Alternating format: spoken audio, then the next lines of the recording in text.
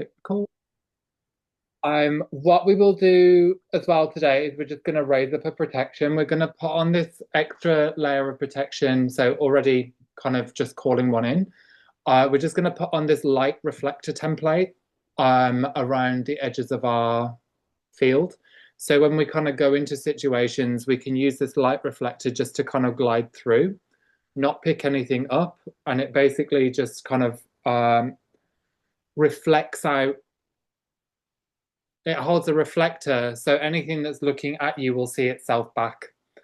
And this acts as a kind of dun,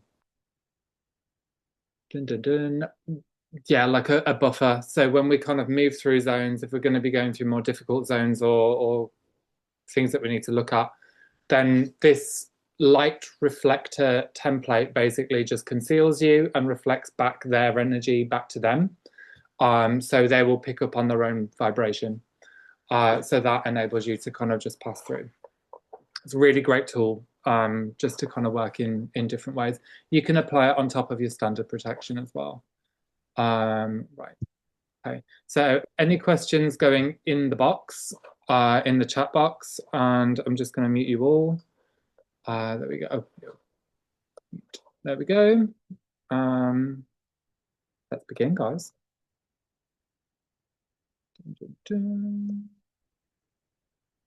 Okay. So just to start off with healing your consciousness, the emotional body processing is probably, I would say, the most important thing to, oh, crap, doing this again. Share screen. Yeah, is possibly the most important thing we can kind of work into, because we've already got the ability to think clearly, well, to some degree. Anyway, depends on the person, depends on the kind of energy of the day, and you know how coherent you're feeling and congruent you're feeling in your own body. So training ourselves to feel, I would say, is where the work really needs to go, because when we work to open our sentient body, we're opening our ability to connect and communicate directly with guidance, with the universe, with yourself, which is what is needed in order to open us up to the higher fields. Oops. So in this session today, we're going to be looking at the anatomy of a blockage, emotional feeling and identification, developing clairsentience, and then looking at the primary, secondary, and tertiary emotions that kind of come up within the blockages, and then also looking at breaking down the polarity of emotions. So what I've written on here is a very, very minute amount of detail within the agenda sides, because there's so much that went into the rest of them, even though there's only about 25 slides on this one, I think. There is a lot more detail going in them, and I couldn't fit all of it on the on the agenda page. So yeah, it's going to be a bit of a surprise. Okay, so my glasses. Give me a second, let me get my glasses on.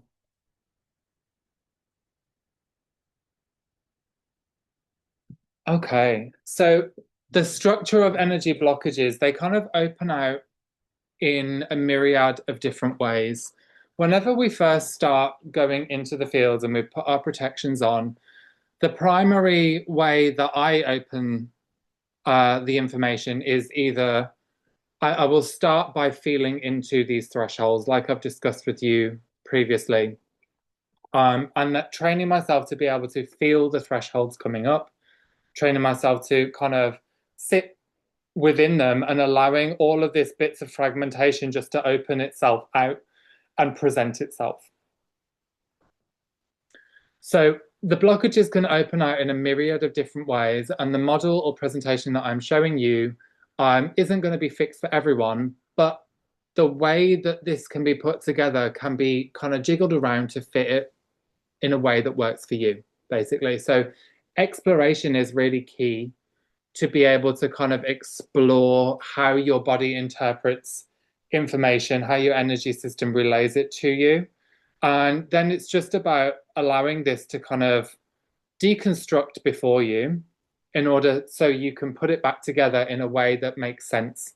And when that happens, we're basically going through the feeling, observation, identification process, and then again going back into your map. So you're documenting everything that kind of comes in to be able to create a structure behind it. And then this will basically act as a premise for you to build upon and build upon and build upon to create a structure and a core foundation for the way that you process energy. And this is the great gift that we have, because where one person may start off with a feeling, another person may start off with listening to the thoughts that are coming in, or another one would maybe draw information in from a vision or a visual piece that's coming in. And that will then kickstart and trigger, catalyze the breakdown of layers of information. So you're able to organize it and arrange it and put it into a structure. Now, what I will say is don't worry about getting it right or wrong to begin with, because at this stage you are learning just how to even interpret it. That's a big step in and of itself. And just allowing yourself to explore and meditate. And I'm going to ask you all at the end of this, and you can be completely honest, how many times a day are you meditating on this information? Or a week, even for me, it would be like 2 hours a day, if that, if not more. Just to kind of break down the intel and allow it to reposition itself in the fields. And how much of this are you allowing yourself to play with it? Because at the moment, the information that is being given to you may sit like a blockage. And this is the important thing, is the more you allow yourself to connect in with meditation to this, it starts to arrange itself into structures, into formats where you're able to comprehend it and integrate the information. Now, this base structure that I'm giving you with this course, it can be then meditated into multiple times over multiple weeks and months for it to actually lock into place, because every time you go in and do it again, more information is going to come up because you've assimilated the last load of information. So this is what I'm saying, is energy work is always changing, always flowing, always opening, always, it's fluid. It's not a fixed state. And that is the equivalent to the fourth dimensional field. There is no fixed state about it. So as we're kind of going into this, it's important to kind of document your findings as to what's coming up, document the blockages, document the information, to be able to start breaking down these layers of the blockages as it's kind of bringing itself out to you and putting it down into a level, into an order, because we've got layers upon layers upon layers of our own energy fields that we're trying to process through. And this then takes us into the ability to really kind of get to the core understanding. And if you've got the notes to go back to, you're really winning. Okay. So this image on the right, I chose this image because it works really perfectly as a light template. And what we can see here, we've got layers of blackness, layers of darkness, and then we've got multi-layers of color within there as well. And all of this can represent a fractal of information, and some of it can be distorted, which would constitute as the levels of the blockages. Some of it will present as free-flowing light, which would be more likely the color tones. And each of these geometric aspects to it will hold a different component of information within there.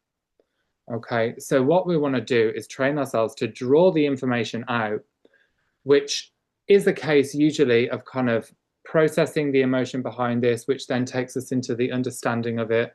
And then that understanding is then documented to then dive back into the next layer. So there's a process that we're going through that repeats and repeats and repeats until we find our core of information.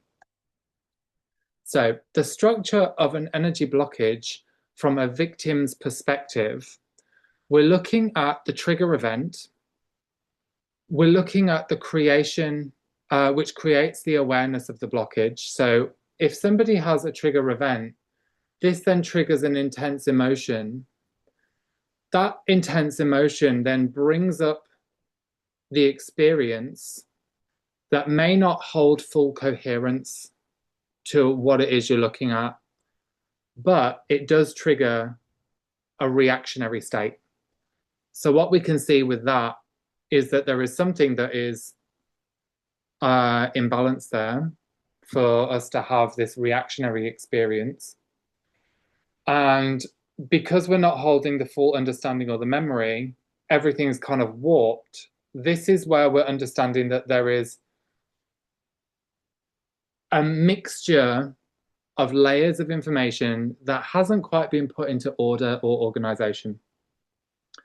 So the first thing that we'd look to when we've got all of this heavy emotion coming up that's sending the mind into a spiral and unable to kind of regulate the emotional charges, unable to regulate the state of awareness, and generally causing a state of confusion mixed with overwhelm that's sending the aspect of self into a state of fight flight.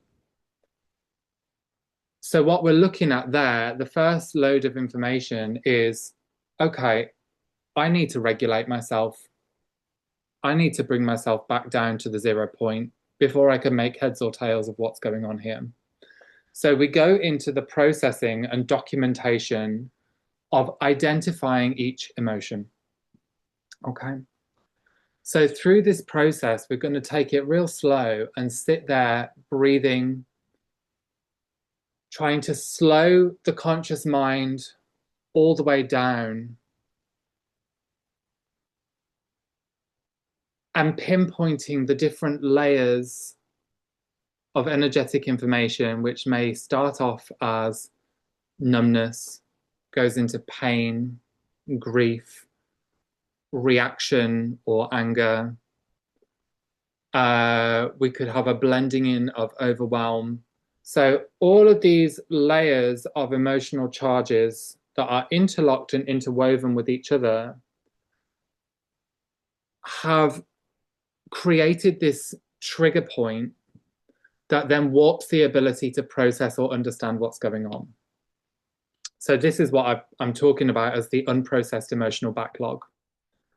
And as we're kind of sitting with this and drawing the emotions through, we're starting to understand what it is that you were feeling or what one was feeling in this process.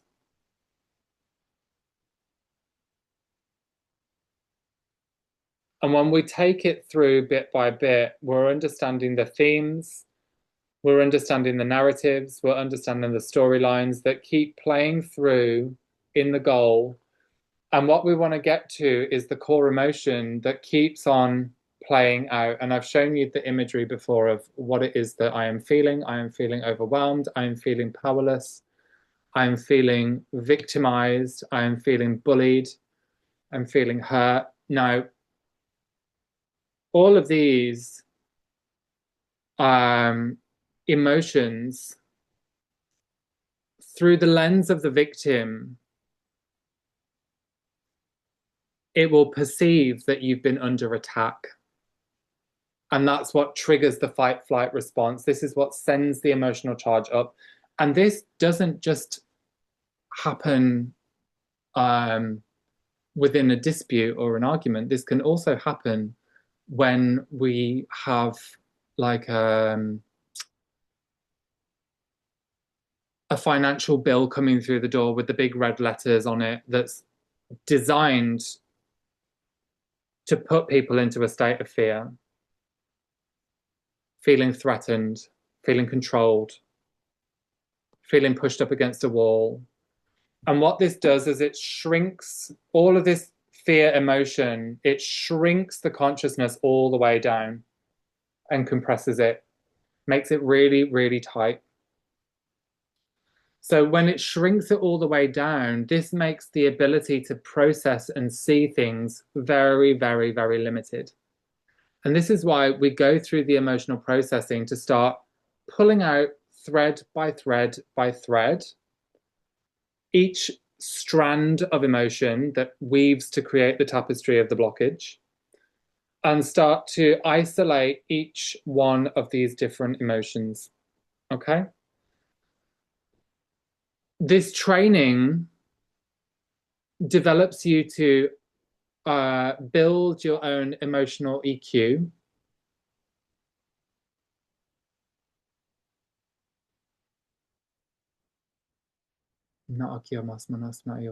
Sorry, my dog has just started to bark in his sleep. So I'm just wondering what's going on there. Okay.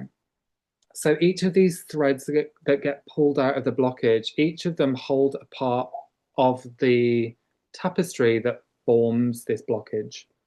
And when we start to pull them out and identify them, this then decompresses the emotional charge. It opens out the blockage bit by bit because we're shifting through the emotions and we're giving them a point of validation. Okay.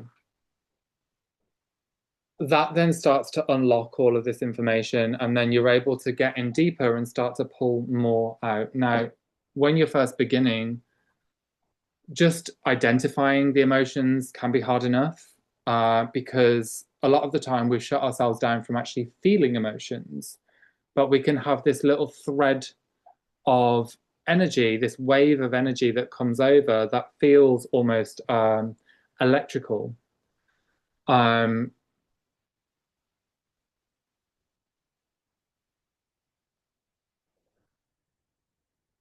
And that can create it takes time to identify within that state. So this layer of electricity that can gloss over the actual feeling of the emotion, it takes time for us to just attune into that feeling. But the more we're able to attune into it, and your guidance will support you with intention, the more you're able to start isolating them out, and that then creates the opening for more light to go in. So yeah, every time this opens and you identify something, you don't necessarily even need to call it in, but the light will start to move in there. And this is because when you're starting out with this process, your guidance are really strong, and knowing what you need when you don't know what it is that you need in order to help yourself heal. So your guidance structure really has your back in the early stages and in the later stages as well, because if you're unable to see something and they already know what you're trying to do, so they will be there supporting you and building the light within you as you create the space. Okay, so we go through the processing of the emotional weight. Each of these threads we start to pull out. This then starts to create narratives, create themes, create storylines. And as we're breaking these down, we're able to open out the memories. And this gives us chance to kind of challenge the belief system when we're in them. Okay, so as these open out, the victim becomes aware of the other sides. And this then changes the structure of the blockage because the original information doesn't hold a full coherence because you're receiving more information behind this. So the perceptions change. And this is a process of refinement. It's repetition. It's needed to basically review, review, review, and that then starts to break it down and open it out. Now, we understand through that process, we start to understand what it is that's triggered you, and then how this has impacted the light body, it's how it's impacted the perception. The victim naturally surrenders her power or his power through holding on to the victim perspective And this is because when they feel like something has been taken from them, or or an action has been taken against them that's caused a level of victimization, their reactionary state basically surrenders over their light to this person. It creates a fracture in their essence, and their energy goes out of their system and gets absorbed by the other person until it gets identified. And that past narrative kind of creates a level of kind of karmic backlog, let's say.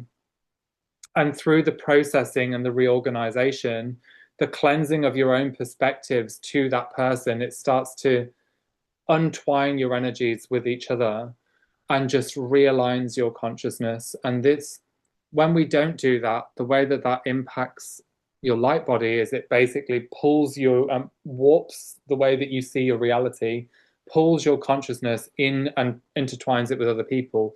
And that then, or energy systems, or solar systems, or negative races, that then basically enmeshes your consciousness with the negative structure so they can relay their information backwards and forwards to you. And you can do the same to them. And then when we're looking at this from a victimizer state, so yes, we've got what we've just looked at there was the victim, but with the victimizer, they have a very strong defense mechanism to looking at themselves. So if they've done something that wasn't very nice, or is more of negative ego or narcissistic traits, they aren't going to look at the information. So there is a distinct amount of numbness, resistance, denial, aggression, rejection of truth. And this builds up and builds up an emotional charge within there. And this sits as an extra overlay to the victim. So these two work the same way, but the victimizer is another layer that sits on top of it that we need to kind of pummel through, and it can come in waves of victim and victimizer, or victimizer and victim, layer by layer by layer, until we refine and get to the core of it. The victimizer doesn't want to see itself. It rejects the fact that it's hurt people, unless it's like more in a psychopathic way, then they kind of take ownership of it, but they enjoy it. So, you know, there's that comes in there as well. In this case, we're looking at the victimizer that is denying their actions, refusing to take accountability, which then sits with a level of pride, negative ego, aggression, output that projects their belief, and anyone that comes in to try and say, no, this is not true, they then offshoot further aggression, which then creates levels of separation and suppresses the memories much, much harder than what it would do from a victim. The victim is more willing to look at the trauma and look at the storyline, because they see themselves as a victim. So, you know, they sometimes they want to kind of wallow in their own sadness. But in other cases, they tend to go in and look at things and refine things. And until they let go of the emotional charge behind it, when they let go of the emotional charge behind it, this is when they're able to open up and challenge the belief system underneath it all. The victimizer suppresses. So you have to really dig to get in there. There'll be a level of healing the victim to a point where the victim has become more of the integrated. It will have evolved itself into I can see what's going on here. I can see my part to play in this, blah, blah, blah, blah, blah. And they then become more humble and filled with humility and able to look at their own behaviors and see where they're going with that. That then breaks down the victimizer qualities. So the victimizer shows more of a dominator and aggressor kind of behavior. They show more of a resistant denial and suppression of themselves. But these parts of them are also showing where they're connected into in the negative structures. So all these parts play out as layers of the negative structure that we're working to realign, working to heal, working to bring back into alignment. And that is the bioregenesis program. These would connect into negative consciousness structures, they would connect into negative race genetics, etc. All of these things to bring them back into alignment with the known. Okay. Right, so we've looked at the 12 tree grid before. This is my fantastic creation that I did on Illustrator. And what we've got here is the 12 tree grid, which is 12 chakras, 12 dimensions, 12 layers of the auric field, 12 strands of DNA. Each 3 of these chakras or dimensions, well, all of them, all 3 of these spheres on each level creates a station of identity. And each of these stations of identity hold memory within each of these dimensional fields. So that will correspond to that identity. So 1, 2, and 3 corresponds to your personality. 4, 5, and 6 corresponds to your soul. 7, 8, and 9 corresponds to your oversoul or your monadic template. And your 10, 11, and 12 corresponds to your Christ avatar. So these will hold, all 3 of these work together and hold a specific mind. It holds a mind of that station of identity that we're then able to process. So like we are down here, processing with our personality minds, we then take it up a level and we then start to process with the mind of the soul. The level above that, we process with the mind of the oversoul. And each of them hold significant layers of information that impact the field beneath it, the station of identity beneath it. So when we're looking at a blockage in the personality, we take it up a level to see what's going on behind that. There'll be a personality memory in the physical timeline, but then above that, there'll be a set of information that's interlocking with the heart, with the throat, with the third eye, the astral mind, the archetypal mind, the celestial mind, and so on and so on. It just gets bigger, it gets more grand as we go into it. So I'm going to have some tea.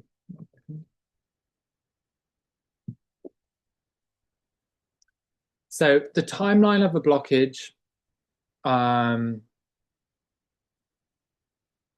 this would be, normally this would be vertical. So I've just explained that in this imagery. So if we're looking at this vertical pillar through here, the first section, personality matrix, would be levels 1, 2, and 3.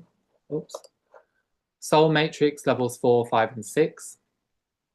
Oversoul, 7, 8, and 9. And avatar 10, 11, 12. My goodness, why is it doing that? Now, when we're looking at a personal life example, a physical personality matrix here, so dimensions 1, 2, and 3, we're looking at the personality, childhood memory, epigenetic memory, emotional processing, mental understanding, repetition, and repeat. The next layer to that would take it up into the generational trauma, go through the emotional processing, the mental processing, and get to the core of the ancestry. So we've got personal memory, the one that we can remember that's unique to us. Then we trace it back to the childhood, relay that childhood information to our parents. And when we can go through that, we then take it to a point of seed, the seed memory, okay? The seed memory would then take us up the scale. This can either go back into your past lives, or it can go vertically. It can go up into the higher dimensions, or it can actually do both as well. And that's where it gets a little bit confusing because mapping it is the most important thing. So if we've got the personality, we've got our present day event awareness, our trigger opening up. This gets traced back to childhood. That childhood acts as the activator of the DNA, acts as the activation sequence of information. And then we can start tracing that back to its core. Sometimes this will go into your past life. Sometimes this will go into previous epochs. So not within this ascension cycle, but within a previous one. And sometimes it will go into the higher dimensions as well. So just to make things that much more confusing, what we've got here is a diagram that I did. And we're looking at the present. Right, okay, yeah. The present personality matrix, present day triggers, tracing it back, tracing it back, tracing it back to the past. I could have done this the other way around, really. That would have made more sense. Tracing it back to the seed memory. And then where does that go from there? So we're tracing this up the scale to say, oh, actually, I remember this separation wounding that I'm remembering from my childhood parental divorce. So if my parents went through a divorce, this is taking me up into the planetary mind. So we're looking at the seventh dimensional field here, the oversoul. Seventh dimension, there was a splitting of the parents, the mother and the father at the planetary logos level. So where the parents were joint at that seventh dimensional level, that created a perfected mind. And there was a big damage, big destruction, and that split them apart. Okay. That had a trickle-down effect that affected the soul, where mother and father were incoherent with each other. So there was no state of union. There was no state of support to the child. And then this was translated down through the destruction of Tara and fed into the personality. So after that event, we've got a dissonance within the family structure, the mother, father, and the child.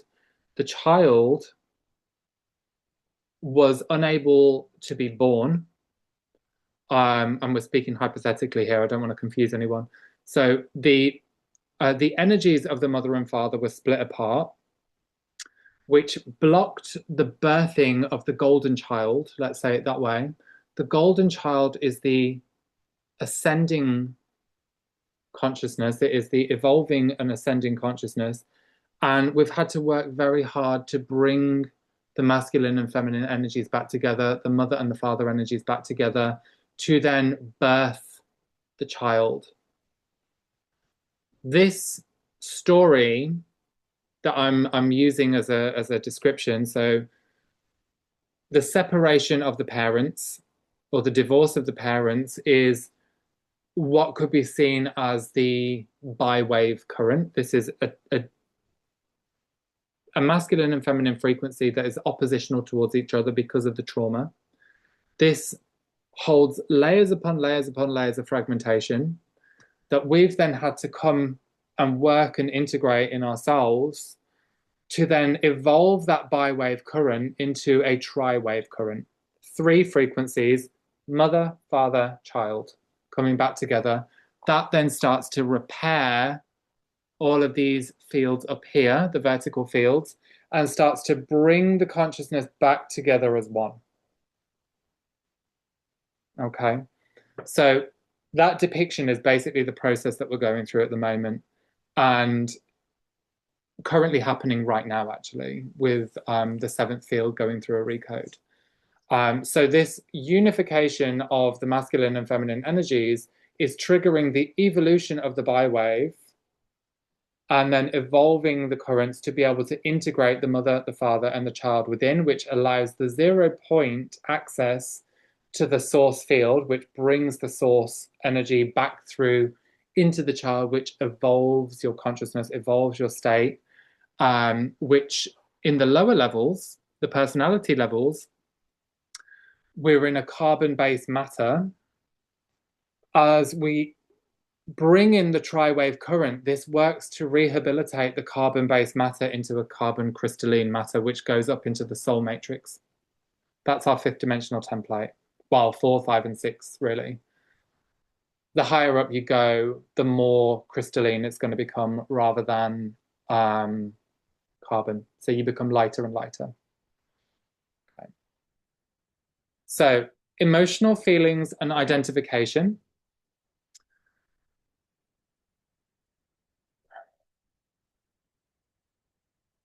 Healing any level of blockage is done by moving the emotion through your field. It's being able to process the emotion because this creates the space. So what we're doing is allowing ourselves to open up to the feeling of this. Now, when we can start decompressing the feelings and understanding the feelings, you're identifying it, which is giving a validation to that level of emotion. When it's been seen for what it is, this goes through something called like the truth alchemy, and that then starts to decompress, break down the emotional charges, and then leave the space neutral. So as the space becomes neutral, what I would recommend, which I haven't got written on here, is just calling in the light of the higher self, your higher self, to fill the space.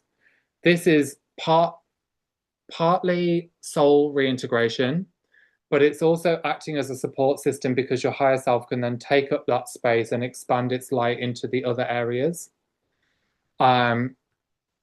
Okay. So when you're going through the breakdown of these emotions, you're just identifying layer by layer what it is that you're seeing, what it is that you're feeling, what it is that you're knowing. That then breaks down the backlog of it. And as you're reaching into the levels of truth with your spiral of truth, your refinement of truth, you're then refining the information, which is neutralizing it, breaking it down, and opening out the space. So this effectively breaks down the blockage, which moves us deeper into the states of refinement. So you can go deeper by pulling more information out of this. And it is a process to train yourself to do. So it is something that should be ideally done daily in a personal setting to pull the information out and break it all down to then open the space out. And it is like anything, the more you do it, it's like training a muscle. You are claiming back that muscle and being able to develop yourself to think in a different way to what we're used to in the physical realm. We're training our minds to be able to open up and understand and process things very, very differently. Okay, so stage by stage, you'll go deeper into the understanding, which will open up new perspectives. The visions are never the same, just new levels of perception. So documentation is key to create a chain of events in your book so you can come back to for understanding and processing. Okay.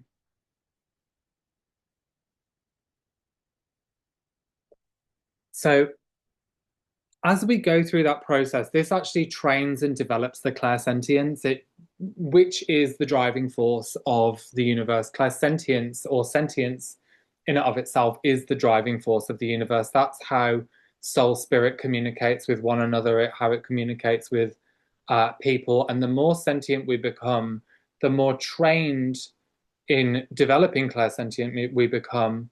This is how we develop our telepathy. It's how we develop our feeling bodies to be able to read something with deep accuracy.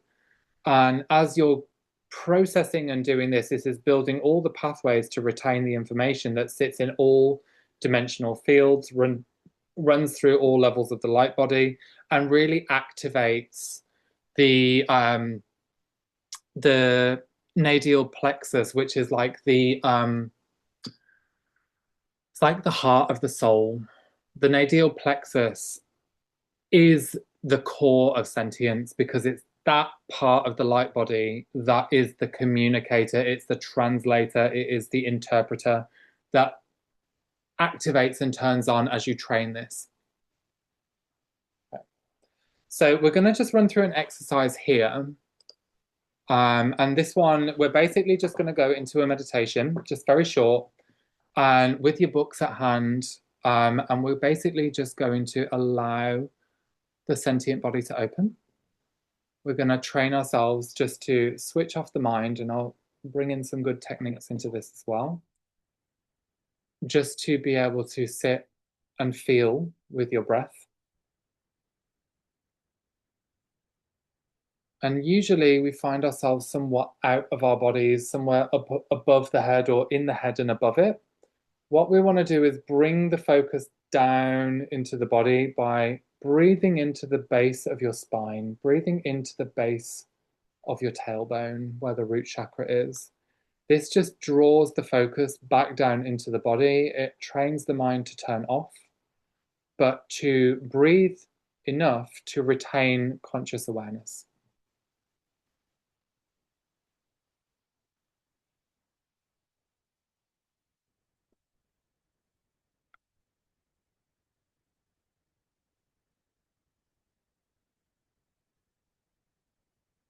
I'm going to use the breath to feel the area around you. So you're breathing in the space around you.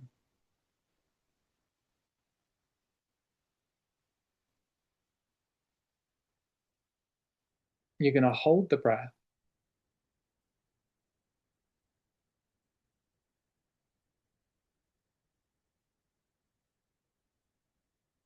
remembering to focus in on the tailbone, which allows the mind to run free, and release the breath.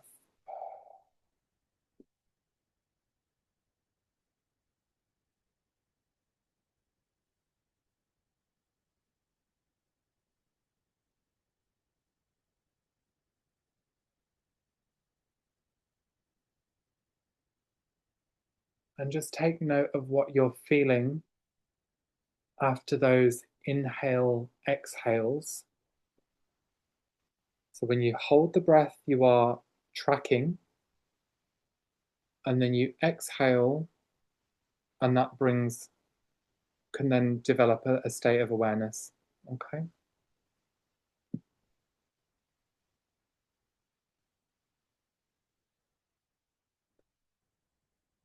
And as you're all on mute anyway, you can say in your rooms what it is that you're feeling out loud, just to give it a bit of validation. This can be emptiness, it can be feeling stuck, it can be void. All of these things are feelings.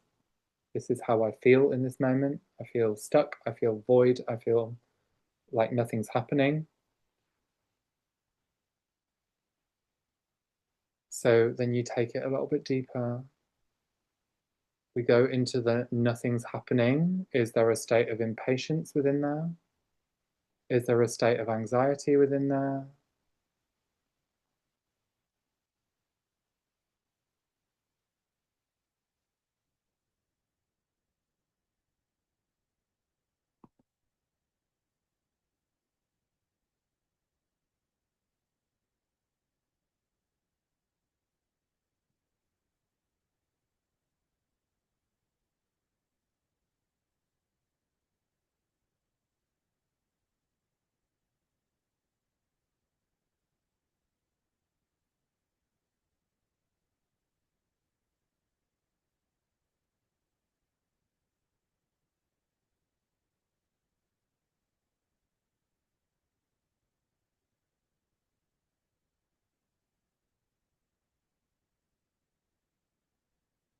Might want to scan just around the front side of the heart. What is the feelings coming up around the front side of the heart?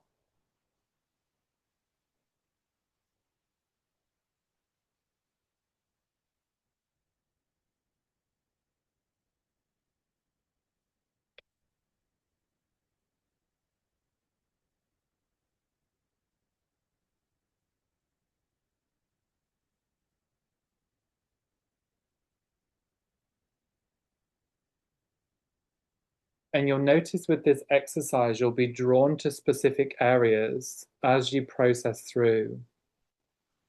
Like the second breath, we went into around the heart, or I was drawn to the heart. Third breath, drawn to the third eye. And each time we go through the process, we're able to access different layers of information.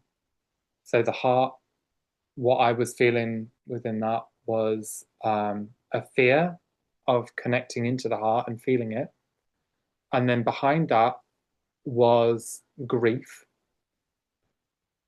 And then that took us up into the third eye, which was a tight expression of, I don't want to look at this kind of feeling. And all we're doing with this is just starting to validate what you're feeling, because this validation of emotion starts to create a, what's the word I'm looking for here?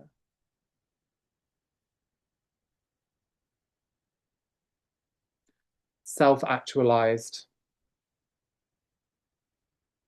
expression, because you are validating yourself, you are identifying what it is you're feeling.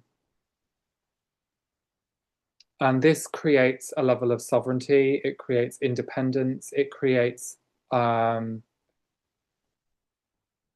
connection to source, connection to God, connection to yourself, because you are training yourself to read your own field.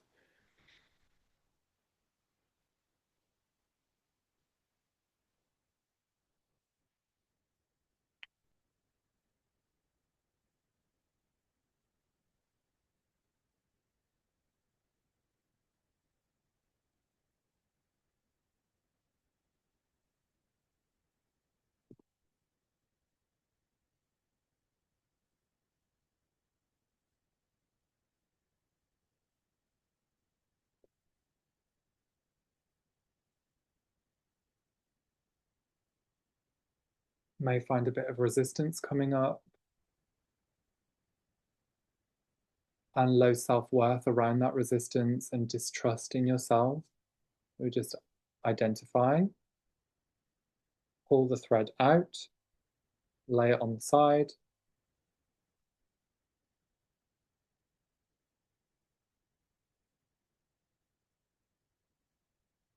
And if that is what's coming up for you, you can just challenge the belief system behind that. But actually, I am doing this right now. I am learning. And therefore I trust. Miracles weren't, Rome wasn't built in a day is what I wanted to say. And miracles can happen throughout that.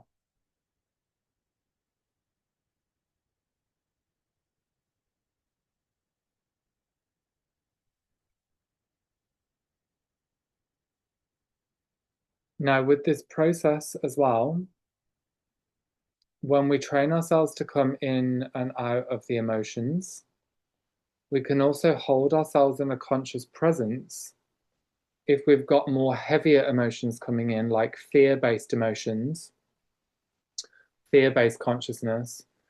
We want to train ourselves to hold conscious awareness within that state.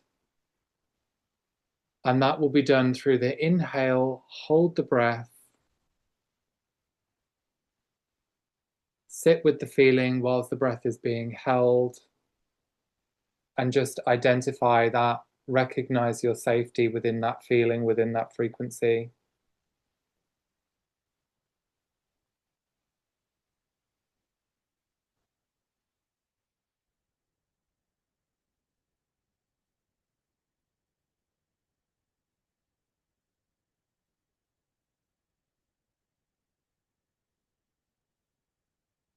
Drop your consciousness back down into your body if you feel like you've come out into the head to identify.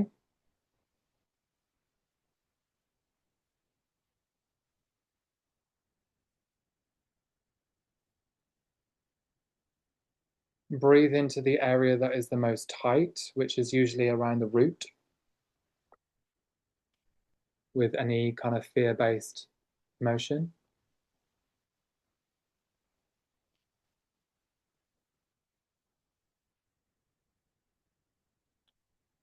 Remind yourself that you are safe.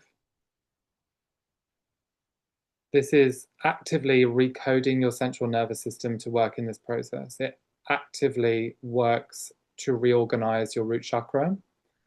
It actively works to reorganize your mind for when you are triggered to be able to breathe and choose something different. So as that frequency comes in, you've got that opportunity within a split second to think, actually, I am safe. This emotion cannot hurt me.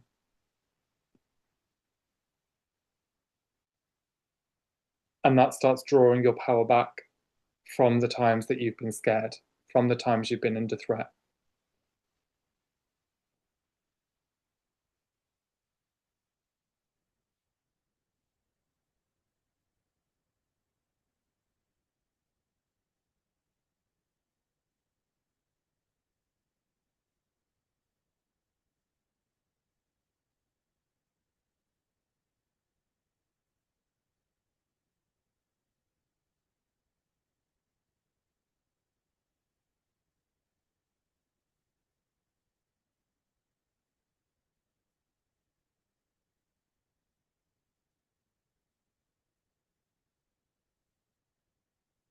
The longer you can sit with a silent mind, processing some of the heavier or any kind of emotions, the more it's going to open up and relay a higher vibrational information. So if you're dealing with something really heavy and really fearful that's coming in, the more you sit there and breathe through it consciously, you're turning your mind off. This allows the information just to start to break apart, to neutralize and open itself out.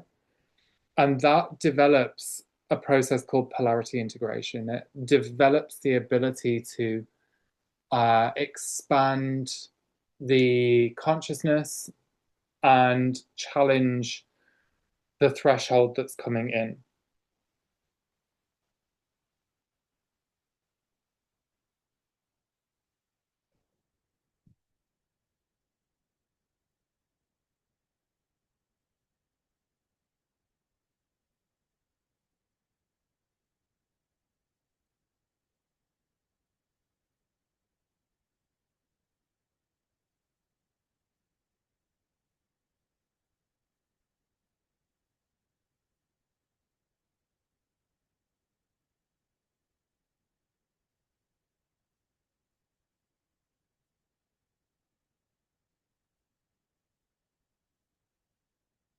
Now, this does take time, it takes effort because you are putting in the time to train yourself to feel, and your guidance will meet you halfway.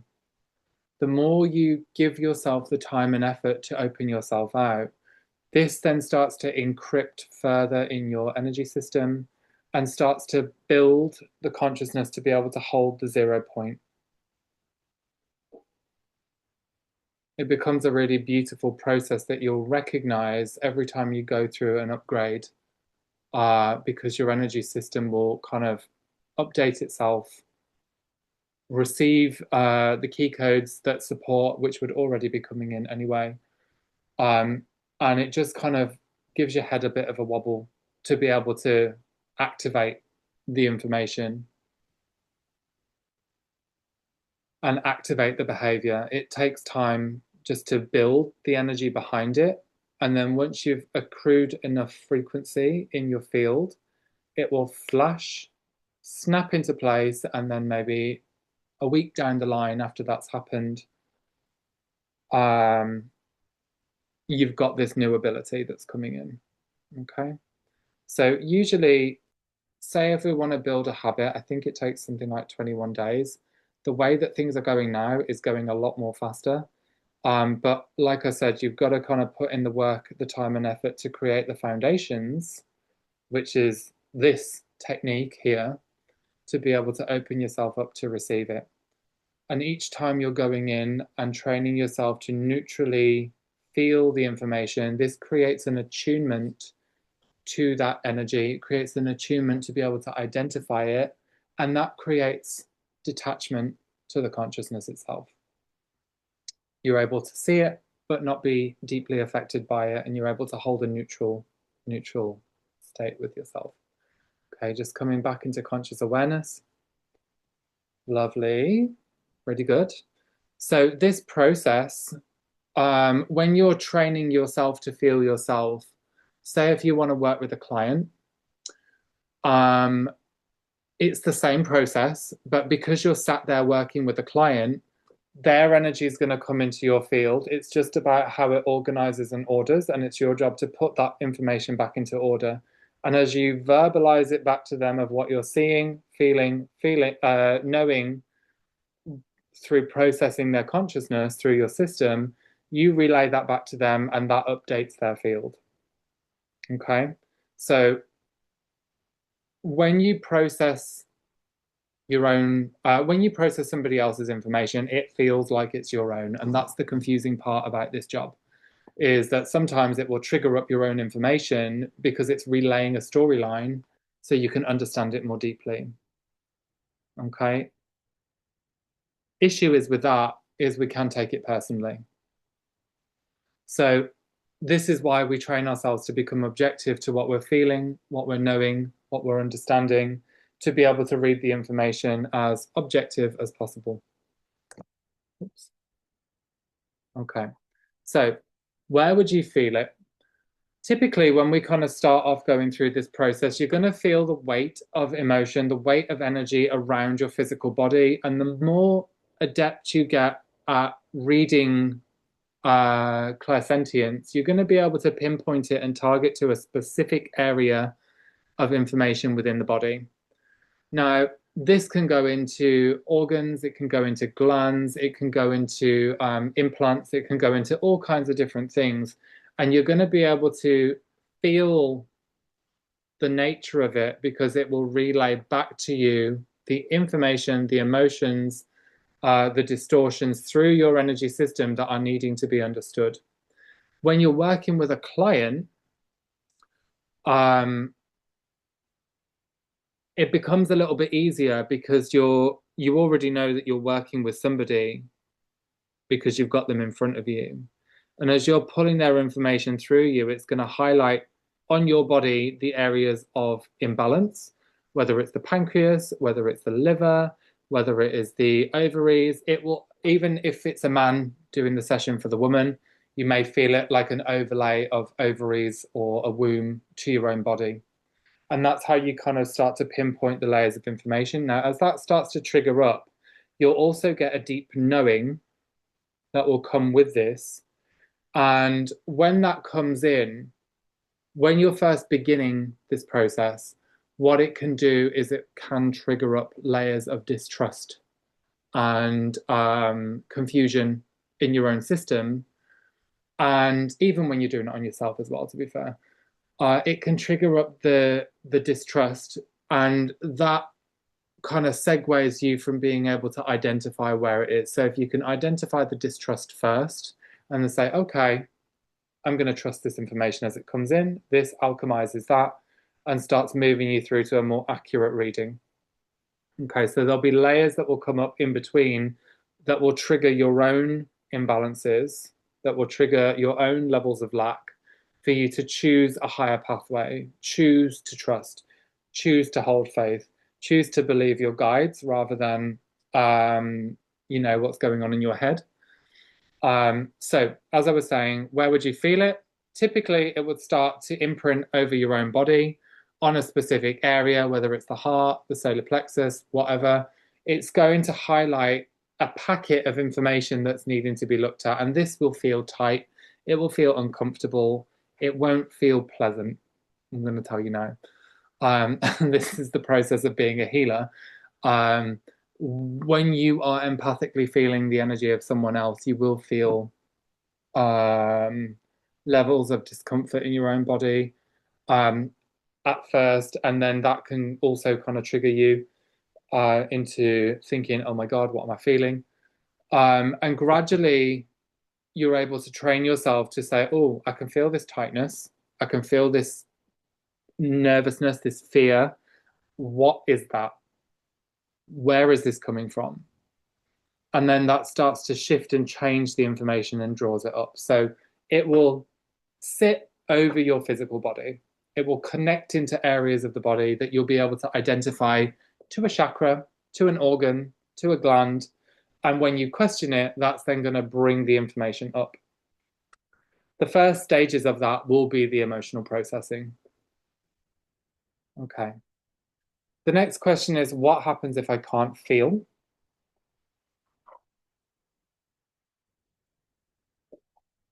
So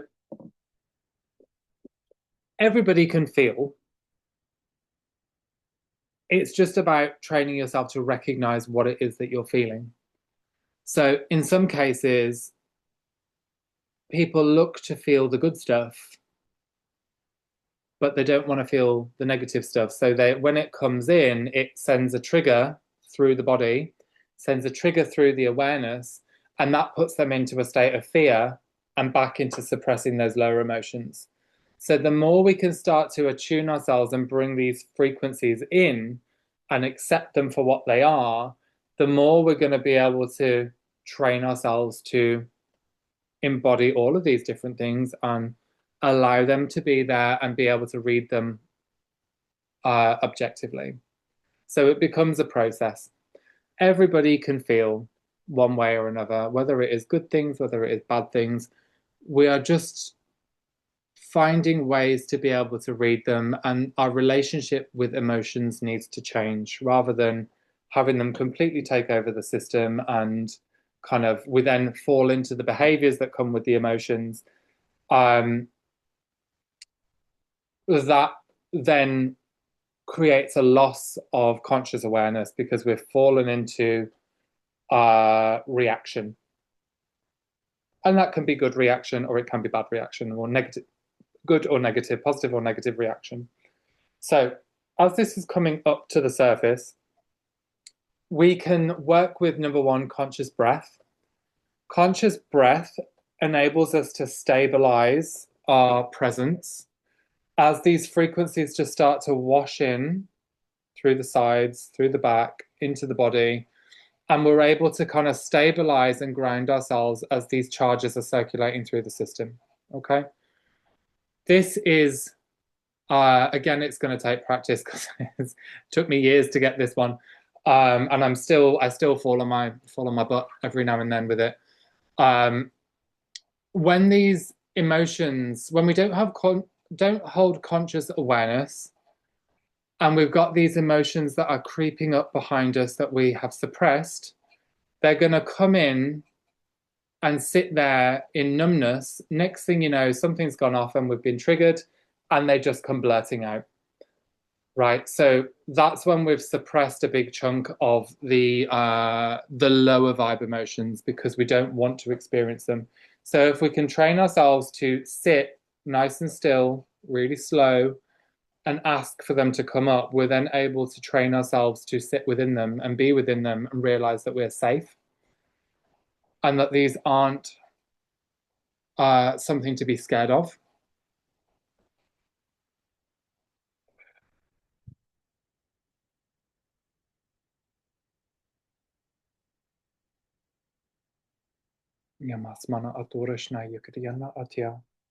So as these frequencies start to make their way through, we want to be looking out for our nervous system state. Do we feel on edge? Do we feel uncomfortable? Do we feel tight? Do we feel irritable? All of these are going to indicate levels of the low vibe emotions that are kind of inhabiting our fields that we're not yet aware of. And what we want to do is invite these up to the surface when we go into meditation and allow them to be, allow them to present themselves. So we can number one, train ourselves to see them and recognize them. But number two, we want them to be loved. We want them to be understood because these low vibe emotions are going to connect to parts of you that are feeling incomplete.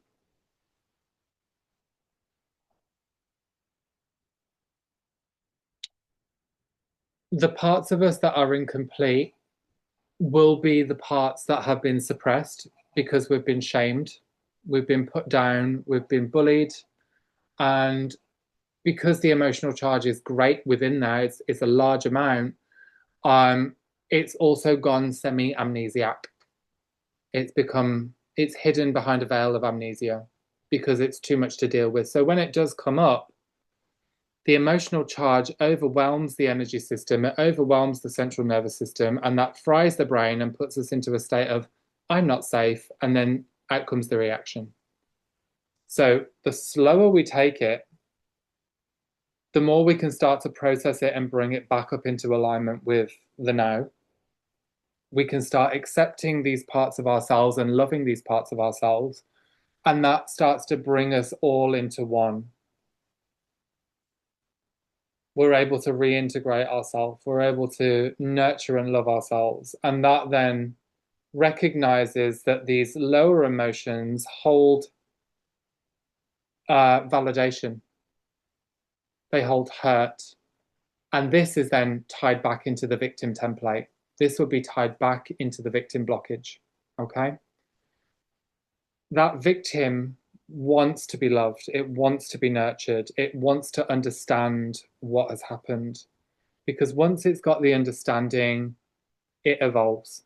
It carves a pathway up through the dimensional scale and then becomes at one with itself again. It heals itself. Okay. So really interesting, and I'm really excited to share this part, which I'm sure some of you have probably already got. When we go through processing our emotions or processing a situation, we're never dealing with just one set of emotions. We're dealing with an amalgamation of different emotions that then create a third one. So this diagram on the right, it's a very basic diagram, but I thought it was brilliant because when we mix your primary emotion, your secondary emotion, we get a tertiary emotion there. I think I've got another one on another page, maybe not. So let's look at fear and let's look at sadness. So the fear and the sadness together creating a level of anxiety. And if anybody is dealing with anxiety, you know, if you break it down, you're looking at layers of you feeling incomplete, layers of you not knowing how to support yourself, how to regulate your emotions, and generally feeling dissonant in your reality, not feeling connected to your reality because there is a state of fear that's going on in there. So when we can process and understand this, we can start breaking down the layers of the fear and understanding what it is that we're fearful of. Okay, when we start to break down what we're fearful of, this starts to bring it up to the surface so we can understand it, which then we're able to target the secondary emotion. And again, this will jump between them. Like I said, there's not a direct linear pathway to do this. You're going to have lots of things coming up all in one go. And that's where what I've just done is I've kind of broken it all down into individual segments, so it makes it a bit more easy to digest. When we're breaking down the fear, we're getting to the core of what it is that's made you feel unsafe. Then we're looking at the levels of sadness. Why are we feeling sad? Was there no support that was there for you at the time? What is it that you need to feel good? What is it that you need to feel safe? And when we start to feed that back to the feared aspect, to the person who is scared, to the part that is sad, this then starts to upfold and change the structure and bring the emotion either back to 0 point, or we can take it that step further and start to build more high vibe emotions in there as well. So we've taken it to the 0 point. We now want to give it more than what it's been asking for to make it feel great by bringing in the joy, bringing in the love, bringing in the compassion, and then being able for it to evolve its awareness up a level to then look back down at the situation and say, okay, this is what happened here. My parents didn't know how to support me in this situation. Yeah, dad was very angry. He didn't have his needs met as a child, and therefore he was taking his immaturity emotions out on me. I didn't feel safe within that. I did want my mom to support me within this. However, maybe she didn't know what she was capable of with love. Maybe she didn't receive the love and nurturing in her childhood to be able to support me here. And then we can take it above and beyond and take it into the Holy Father, Holy Mother, and ask for them to come in and support the child. Primary, it's going to come from you to you giving yourself what you need. Then to elevate this, we're going to extend it out to the higher structures. We're going to extend it out to God's source, extend it out to Holy Mother, Holy Father, and then start to stabilize the currents within the child there. This then starts to rehabilitate and build back through the higher levels. And then that starts to create the charge because it's opening out the emotions to be able to understand why they behaved in the way that they behaved. That changes the perspective of the victim. So it's no longer got something to anchor all of the low vibe emotions to, and it's then evolved itself. So through that process, we're then developing the consciousness to build the light. We're developing ourselves to open out these lower emotions, open out these old storylines, which then naturally start to draw in frequency. And you can also identify this as it's coming in. What is it that you need? That then starts to filter in, pour in, and build the light of the fragments that are holding the trauma. This evolves the consciousness to take it up a notch, take it up a level, to then look back down at the situation and think, actually, I can see this with compassion now. I can see this with understanding. These people were traumatized themselves, right? These people hold pain and trauma themselves, and they didn't know how to support my needs. And for that, I can forgive. And if that, what we're looking at there is a level of repairing the victim as well as building the light. If we're looking at somebody that has victimized you, like an abusive relationship or an abuse situation, what we want to do is extract the learning, extract the lessons behind that. And say if we've got somebody that has created a sexual, like done a sexual assault on a minor, or like someone that's young and fragmented the personality of the one that's young, we want to extract the understanding as to why did that happen? What is it that they went through at the time? And why did you manifest this experience? Is this going to be connected into a part of the blue ray consciousness? Say if it's a woman being sexually assaulted when she's a child, or any child going through that, are we looking at a part of the understanding as to what's been going on in the world? So we take a part of that information. If we're looking at this from the cabal perspective, which I'm not going to say too much for where I've got to upload this. So we've got a cabal victimizing a child. This is a purpose for energy harvesting. So we've got the understanding as to what's going on there. The child, you taking on this information, taking on this experience, is helping you understand the much bigger problem at hand, which, yes, it seems unfair, but on a soul development level, soul spirit development level, we're then able to understand the greater scheme of things, what's actually been going on the planet, and how that has impacted many, many other people. And when you're able to heal yourself through that experience and flip the script within yourself, this effectively creates a template.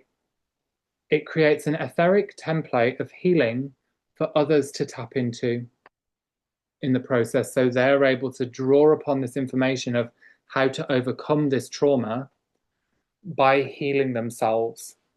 And it basically creates a higher template when more and more people do this for others to draw upon this frequency to heal themselves and upfold themselves. So think of this as a kind of um kind of like the 100th monkey syndrome, but it's not that at the same time because um part of it will spill over, but it's also something people can tap into and draw upon the resources to evolve themselves out of it. But it's like I said, it's going to take work, and each one that does it, they're also going to have their own unique experience to override, and then that sits in the greater hall of records to then work as a higher template within the source field to heal through the very unique experience that this person has had and then the rest of the field has had. So if we were to undergo a level of attack like that again, we have all of this memory, all of this record to trigger the awareness of the person receiving it to then be able to navigate the situation in a different way down the line. So we're talking like next incarnation cycle. So there is a process for why we go through what we go through as well. There's just different ways that we have to look at it. Okay. So building your light, drawing in high vibrational frequency elevates the consciousness. The technique is done through intention and stillness. And this is a quick way to raise your vibration. So simply intending for the light of love to come in, simply intending for a frequency that you are needing to support you to come in. So firstly, identifying what you're in lack of, then intending for the thing to come in. So I am feeling tired, I'm in lack of energy, I need a bit of support. What is it that I'm in need of here? Okay, I'm in need of peace. So we start intending for the frequency of peace to come in.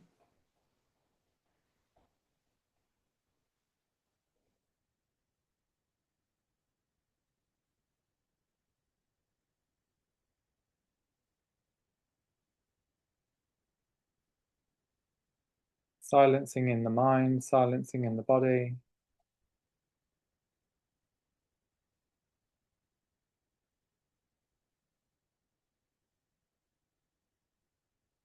Feeling the softness of the peace coming around, working with the breath to draw it in.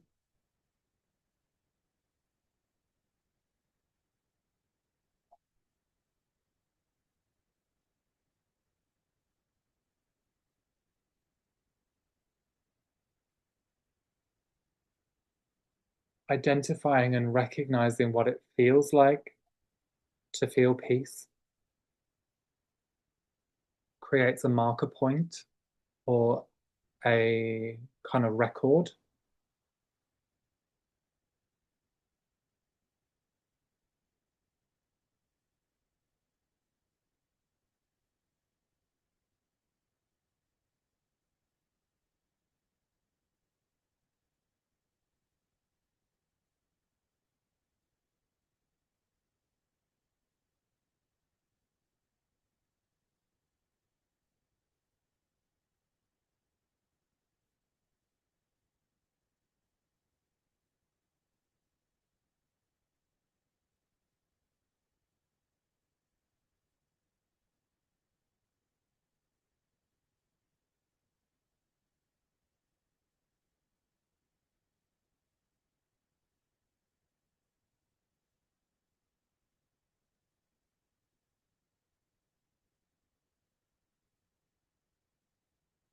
Also feeling a bit of compassion is needed there.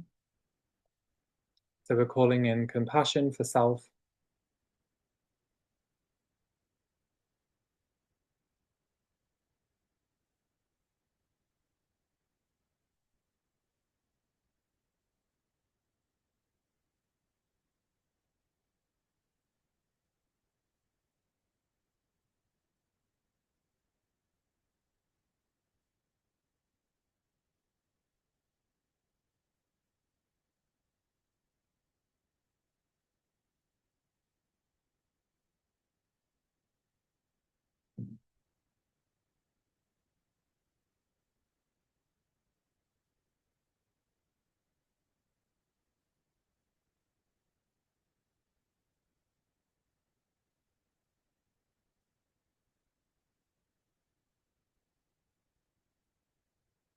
that compassion that's going in is identifying a deeper level of sadness of kind of working to the bone or being pushed to the limits. And the compassion that's going in there is an opportunity to choose softness and give yourself permission to rest a bit more deeply.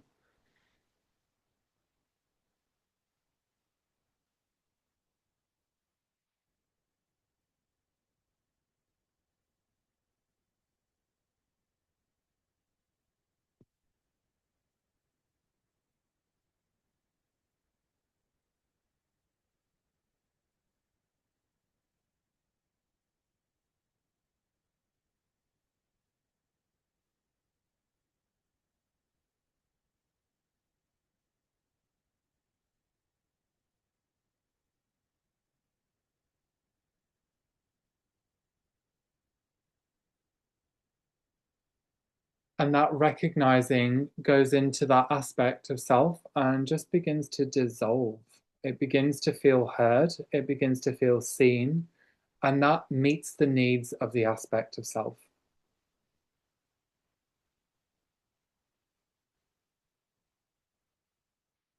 And then gratitude starts to pour in, deep love starts to pour in. The solar plexus feels fulfilled as it's starting to unknot, unlock, and receive the love, reclaiming a big part of the power.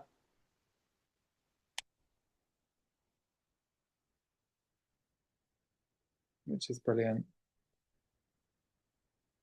Okay, and that then raises and builds the light as you're drawing in more frequency and meeting your needs with those intentions. It's as simple as that, really. Okay, if you're doing this for somebody else, you are effectively processing their emotions for them, identifying where they're in lack, what they're needing, and then you're going to give them back what they need through your intention. So whenever I do sessions with people, I will verbalize everything because every verbalization is a prayer, and that prayer goes directly in and supports them to what they need. So the next level of this that we can take it into is whatever you're feeling and processing, you're drawing this up to the surface, telling them what it is that you're seeing and feeling and knowing, and then that's raised up into their conscious awareness. So it's got no anchor point anymore.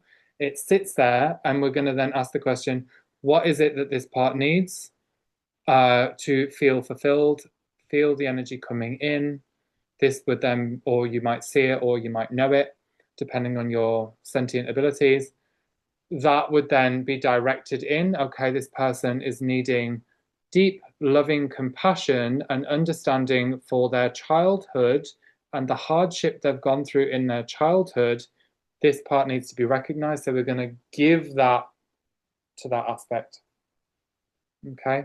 Verbal intention alone is enough because that is directing the energy of God to go in there and create the support.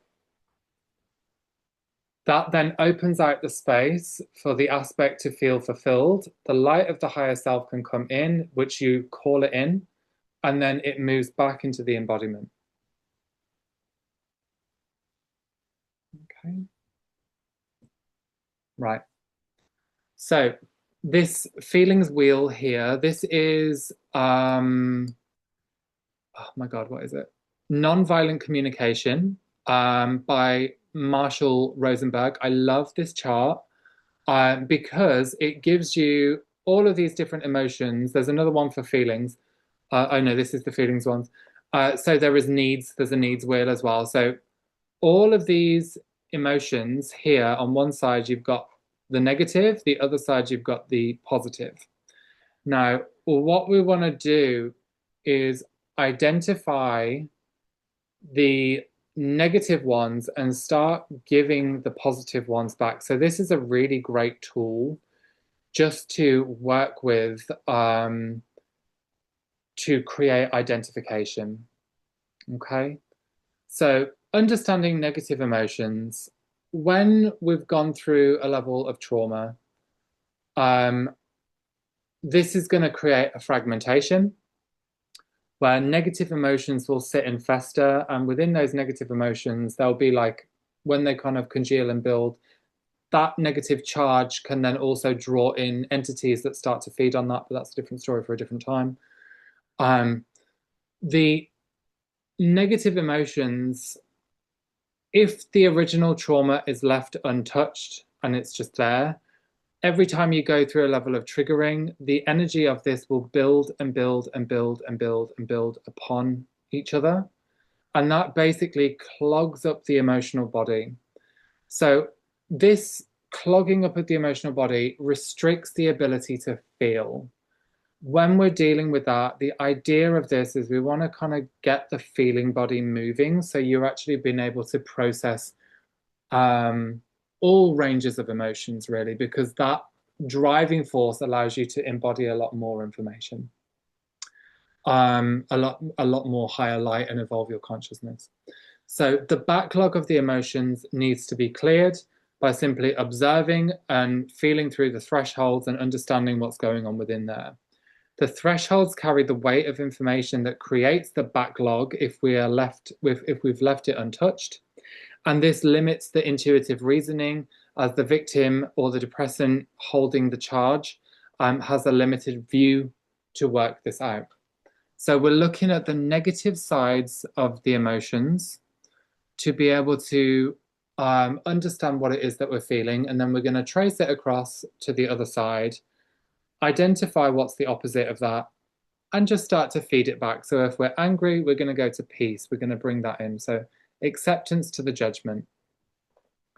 If we're looking at madness, we're going to bring content into there, relaxed into the envious or the annoyed, tranquil into the annoyed, etc., harmonious into the frustrated. And then we can look at the tertiary level at the back as well. Okay. So what we want to do is start to draw these frequencies in to counterbalance the low vibe, raise it up to the neutral perspective, the neutrality point, and then we want to go in and give it more to make it feel even better, to gain that bird's eye view. Okay. You'll be able to get this on the PPT that I've already put out on the structures page. This is, yeah, it's kind of gold, I found. Emotional fracturing. So when we're dealing with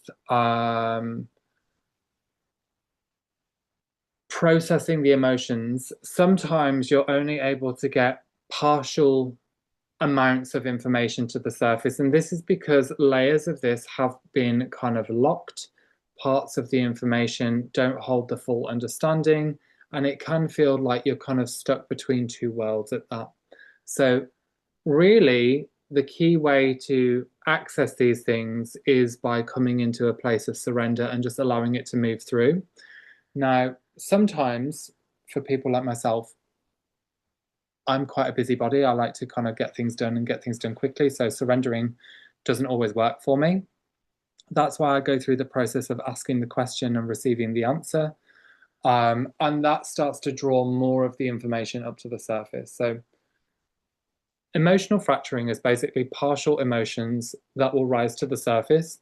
There'll be layers of emotions that, like in this diagram, if we are looking at sad as the one layer of the emotion, we've got parts of the fragmented emotions that will come up as depressed, hurt, in pain, grief, or unhappy, and then on a further level, hopeless, fatigue, tired, miserable, despair, heartbroken, devastated, discouraged, and disappointed. This can be enmeshed. One part of this fragment might be enmeshed with some of these on this level, but then it also might be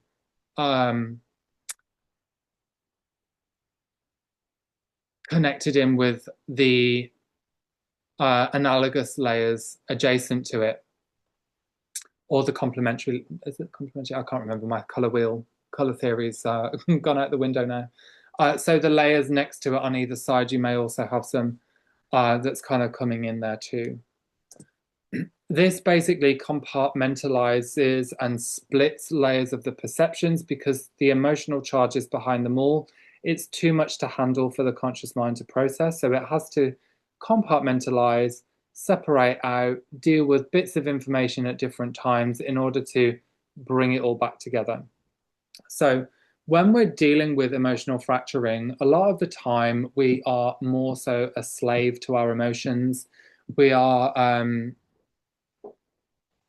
more likely to move into reaction or outburst instead of calm processing awareness. And this can then go into levels of hysteria, drama, accusations, betrayals, etc. And these kinds of things can also trigger the emotional fracturing as well. So we're looking at these kinds of behaviors and having to, like I said at the start, feel through the emotional charges, start breaking them down, de-threading them, pulling them out, and starting to create a log of the information in order to open it out. So the emotional fracturing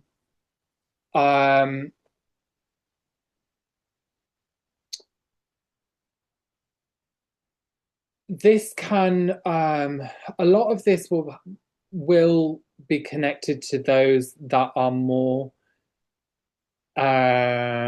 sensitive to energy because they're able to feel so much more, usually because they've kind of gone through something and they've also, because they've put themselves back together as well, that those emotional charges that come with that are the layers of the information that's still looking to be repaired and healed and neutralized. So if this is left untouched, a lot of these charges will sit within the instinctual mind, will sit within the lower emotional body, and that creates a surge in energy within the energy system that then leads to impulsive behavior, can leads into the kind of hysteria, the drama, the accusational behaviors, the reactionary consciousness. And when this is left untouched in a more extreme way, the person who's experiencing this tends to go for ways and means to neutralize, to soothe the internal anxieties. So for myself, this led me to addiction. It led me to drugs, which subsequently didn't really help because the drugs kind of just made more emotional fracturing and created more emotional charges behind the overlay that was kind of going on there. So when we're working to kind of break this down, we're looking at processing all of these fractures and then starting to build the storylines back together to be able to create a cohesive memory or a cohesive kind of narrative or storyline. So we're able to understand what's going on there. The emotional fracturing is the fragmentation of the soul.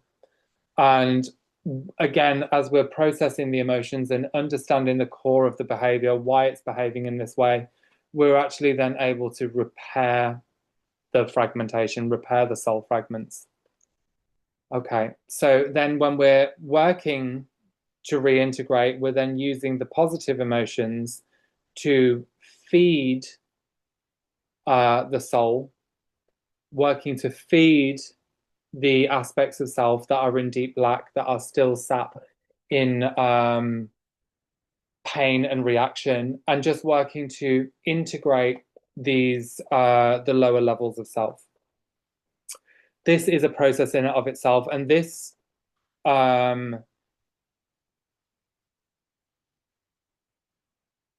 this type of healing tends to go more like I found this kind of level of healing. We're dealing with more fragmented consciousness, but it also goes into things like the indigo type 3, which is the polarity integrator consciousness or template of consciousness. So we're able to pull really extreme emotions back together, so one extreme to another, and start to neutralize it back to the 0 point field. This process, as you start unraveling your own fields and you start processing your own fields, a lot of the time you're going to be dealing with this kind of technique with your clients. And in some cases, the more deeper you get into processing your own stuff, you're going to be able to access this template within yourself as well.